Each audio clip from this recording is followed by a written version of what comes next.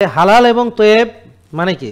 তয়েব মানে এখানে কিন্তু কল্যাণ। তো এখন আমার জন্য খেজুর তয়েব, আপনার জন্য তয়েব নাও হতে পারে। আমার জন্য মধু তয়েব, আপনার জন্য তয়েব নাও হতে পারে। এখন কেন হতে পারে না? মানে আমি খাবো, উনি খাবে না, কেন? পার্থক্য কি? পার্থক্য হলো উনি আগে বেশি খাই ফেলছে, খাইয়া কোষে জমায় ফেলছে।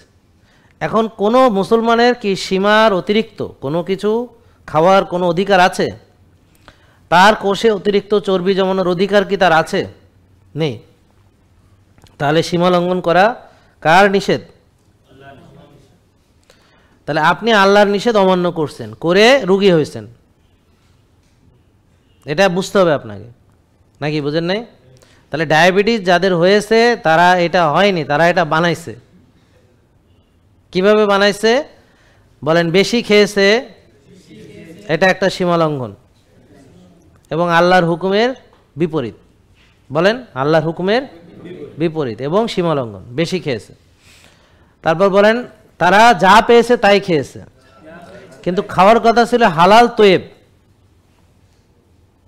তাহলে সে আর একটা হুকুম অমান্য করেছে, কোরআনের একটা আয়াতকে অমান্য করেছে। জেকে লাইফস্টাইল সবাইকে বলে যেন হালাল তয়েব খায়, তাহলে এটা কোরআন সম্মত? জেকে লাইফস্টাইল, ওষুধ মুক্ত সুস্থ জীবন।